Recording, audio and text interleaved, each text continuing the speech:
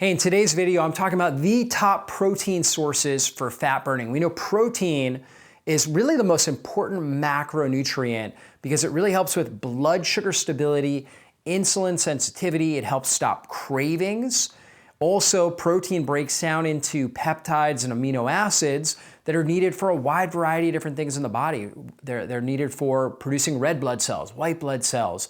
They're needed for our immune system. They're needed really for carrying out all different types of cellular activities. So we really need good protein, good amino acids in our diet.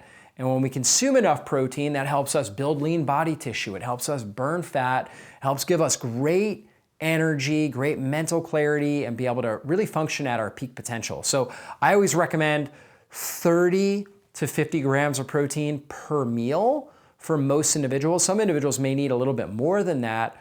And then there are some individuals, maybe they're kids, children, or very petite women, for example, that maybe are under 150 pounds, and they might be able to get away with 20 to 25 grams in a meal. But in general, really trying to stick with that 30-gram protein rule as a principle is really, really helpful and beneficial. Now, when we look at protein, there's a difference between complete protein and incomplete protein. Complete protein has all of the essential amino acids, and they're all in good ratios, right? Meaning that there's a significant quantity of all of those amino acids.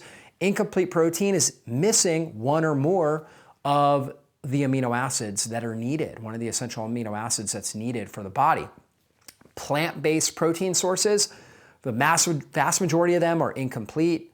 Okay, that doesn't mean they necessarily are bad. They're still a source of protein. Like, for example, rice and beans are both incomplete proteins sources, but when you consume them together, they become a complete protein. The issue with plant-based sources of protein is that they have a lot of anti-nutrients in them and also a lot of carbohydrate typically that comes with them.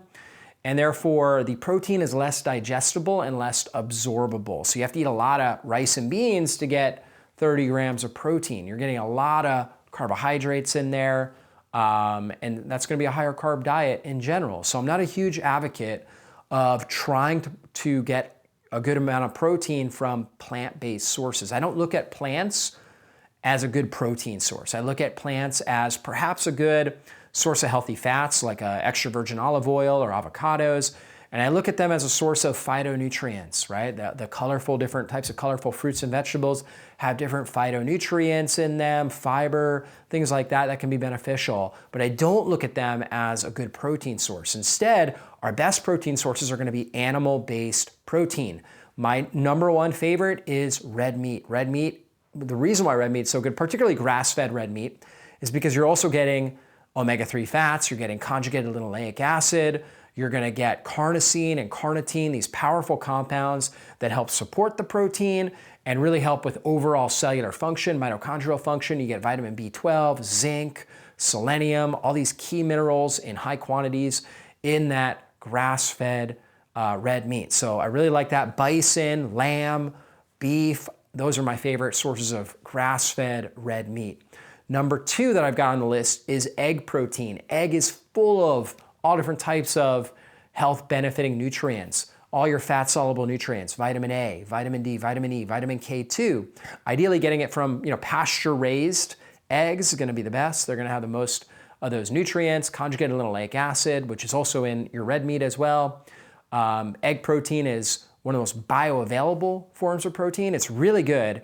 The only reason why I actually have eggs rated lower than red meat is because there's a lot of people that have egg sensitivity or egg allergy, and so they can't handle the egg, right? There's less people that have intolerances to red meat. More people can handle red meat than the eggs. That's why I ranked it a little higher. Number three is fish protein. It's kind of similar. Fish has tons of powerful nutrients, particularly if you're getting like wild-caught sockeye salmon, or sardines or mackerel, something low on the food chain. The cold water fish like salmon, very rich in omega-3 fats, has astaxanthin, really powerful nutrients that are in it. Okay, but there are people that have fish allergies, one of the most common allergies, or fish sensitivities. Again, that's more common than red meat allergies and sensitivities.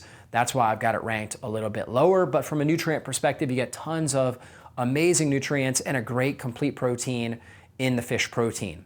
Number 4 is going to be dairy protein. Okay, dairy protein is also really good, particularly if you're getting it from things like some sort of organic Greek yogurt. When yogurt, it's a fermented form of dairy, so there's enzymes in there, there's probiotics. The proteins, many of them have already been broken down into peptides, so they're more bioavailable, very easy to absorb.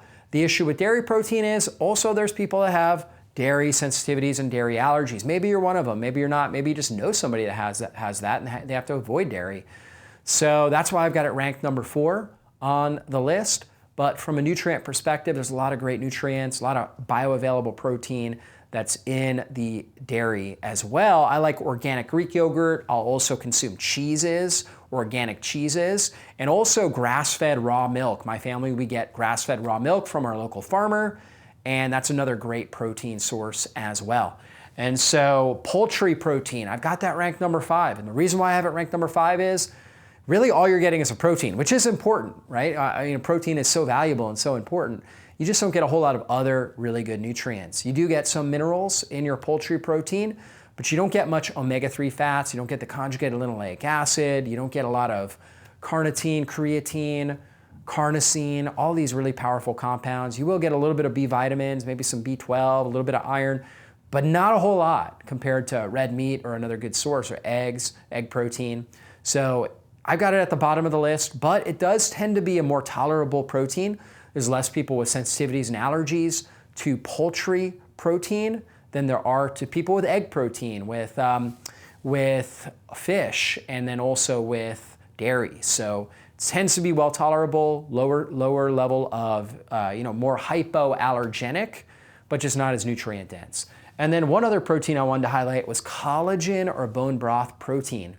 Collagen protein is not a complete protein source. It doesn't have enough branched chain amino acids and doesn't have enough tryptophan to be considered a complete protein, but it is very rich in lysine, glycine, and hydroxyproline and proline, right? These 4 key amino acids, and we don't get enough of those in consuming the muscle meats. And so getting, I would say, 10 to maybe 40 grams of bone broth or collagen peptides into your diet on a daily basis will help your skin, your hair, your nails, your joints, and your gut health, because it's got the amino acid complexes that are needed for creating more collagen in your body, which is necessary for good skin, good hair, good nails, good gut function, good joints, good joint function. So getting those amino acids on board by consuming collagen peptides or bone broth protein that you can just put in a protein shake, or you can mix with yogurt, for example. Like I was talking about the organic Greek yogurt, and a lot they're flavored. A lot of these peptides, collagen peptides, bone broth proteins are flavored with stevia or monk fruit. You get them vanilla, chocolate, different types of flavors, and they provide those key amino acids. And so that's something you can consume. You can also get boxed bone broth, right?